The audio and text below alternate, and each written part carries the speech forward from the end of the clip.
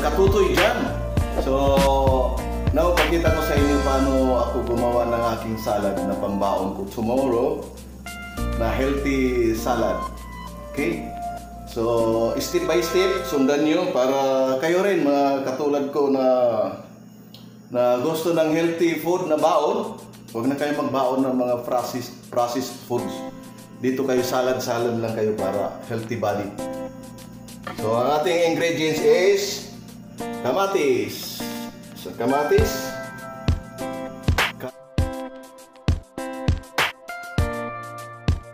Carrots. 2 pipino. Kasi bukas, Thursday na, ubusin ko na ito ang pipino. Tapos, bell pepper. Cucumber. Pipino pareho na rin yun. Tapos, mint leaves, mint, nana, o ano, fresh mint siya. Tapos, sibuyas dahon na aking nang-preserve. Ito, para ma-preserve yung dahon ninyo na sibuyas, hindi ba nilagay nyo sa rep, lagyan nyo ng gupit-gupitin, lagyan nyo ng olive oil para manatili ang pagka-fresh niya. So, 1 week na ito guys. Tomorrow it will be 1 week, but look, it's still fresh. Yummy. So, ito pwede natin lagyan ng itlog o kaya tuna o kaya ano lang, lemon, tapos olive oil, tapos salt and pepper, ground pepper, black pepper. So now, ang gagawin ay dapat unahin ninyo yung kamatis. Kasi ang kamatis guys ay may tubig ito. So yun ang ilalagay nyo sa ilalim ng inyong mga hugasin. Siya nga pala, bago kayo mag-preserve nito, lagay nyo sa rep. Hugasan ninyo kung may sabon kayo, kasi sinasabon ito at binabanlawan sa tubig na may suka. Pagkatapos ng sabon, pati ito, kasi hindi natin alam ngayon, di ba, mga alam nyo na, yung mga bacteria at viruses at mga ano nandiyan sa humahawak at galing yan sa biyahe, hindi natin alam.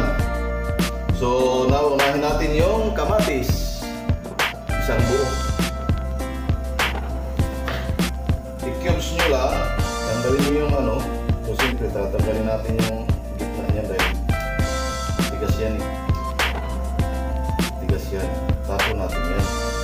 Diba? So, i-cubes ko lang ito. Yun lang, huwag nyo lang.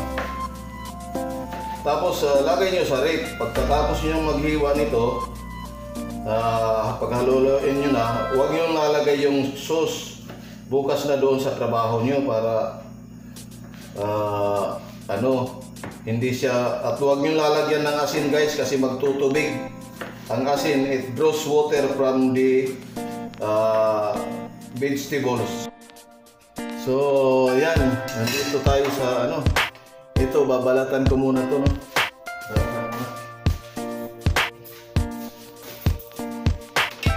Babalatan ko muna to kasi, at saka isi-shred natin, di ba? Shred natin siya.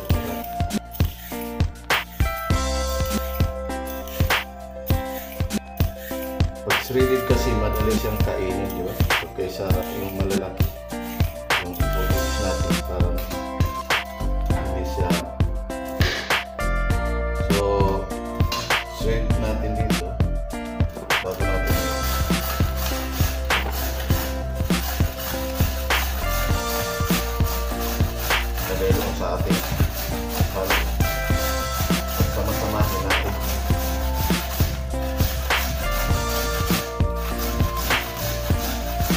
Ito ngayon guys yung maganda pampalakas ng ating immune system. Alam niyo ba? Kailangan natin ngayon malakas ang ating immune system para di tayo gaanong kapitan ng mga ano dyan, viruses.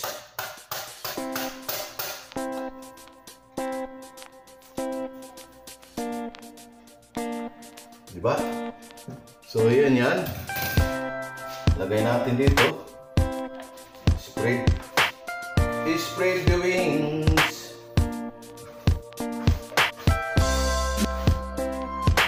Yan.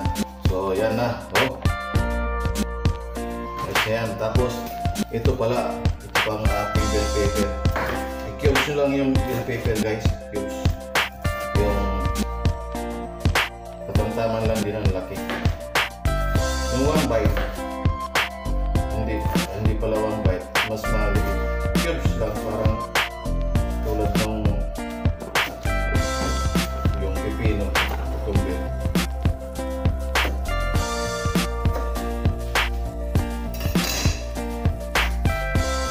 So yan yan, halo-halo natin yan. Tapos itong mint, ipili tayo ng dahon na good. Sabagay ito, mga ano lang ito na puro ito, inano ko na pinili ko na ito eh. Kaya lang, siyempre sa pag-preserve pala nito guys, pag-preserve nitong ano, kung kayo gusto nyo ma-preserve itong fresh mint, lagay nyo sa ganyan. Ito, last Friday ko pa ito binili ha. Friday ba o Saturday? Basta yan, tinan nyo, fresh pa rin siya. Kasi ang ginagawa, may nagturo sa akin na ilagay sa isang ganito, tapos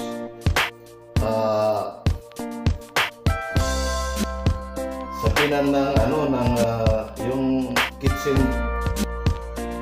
roll na papel, nasa loob siya, kita niyo yan, pero nasa loob yan, nasa ilalim, para yung kanyang moist siya yung absorb, hindi siya masira. At least siya nananatiling fresh, para siyang kumbaga may moist siya pero hindi siya basa masyado kasi nandoon sa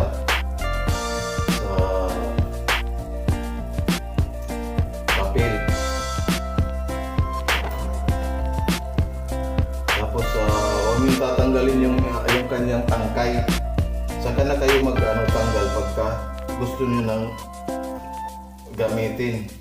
Tapos huwag nyo lang hiwa-hiwain dahil na lang, punit-punitin nyo lang dito sa sa ibabaw. Punit-punitin nyo na lang para maano yung aroma. Ayun yung aroma ng kasi may ito, mabango ito. Ito yung pampabango doon sa salad mo na gagawin. Mabango ang salad. Ito may ganito. Tapos alam nyo yung diba, gusto natin yung ating pagkain mabango, na edible siya, diba? So ito yung secret pagpabango sa salad mo. Kung hindi mabango ang salad mo, kulang ng mint. Yan. Kaya ang salad ko mabango, parang siya ako mabango. Kasi kumakain ng mint.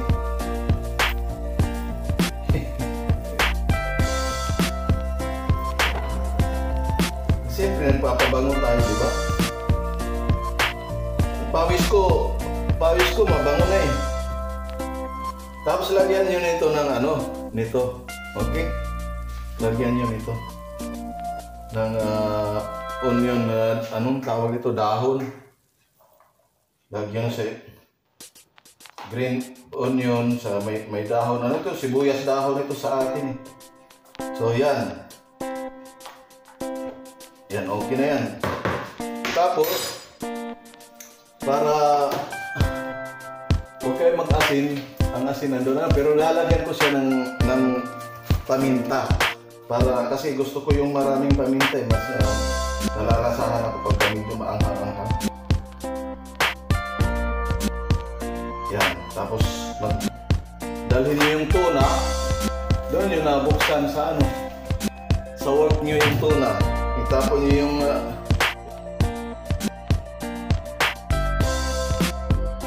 ano ng tuna, tubig, sa kanyang ihalo dito, tapos yung sauce na lemon, olive oil at salt at black pepper powder. Halo nyo rito. Sigurado na makakalimutan nyo apelyido nyo pagka nakatikim kayo niyan. Okay guys, thank you sa panonood at see you. So yun yung ating ating kunting kaalaman sa hapon na ito. Andito pala ako sa kitchen, kaluluto ko lang ng di ba? Yung ating sutanghon na may balon-balon na at upo. Pambukas na yan kasi kumain na ako, naghapunan na ako ng kanina. So yan, pang bukas yan ng almusal at pang hapunan. Okay guys, see you. Bye-bye. At huwag kalimutan na mag-subscribe. Nandyan Diyan subscribe nyo at i-like nyo yung button at mag-comment sa baba. Thank you. Bye-bye.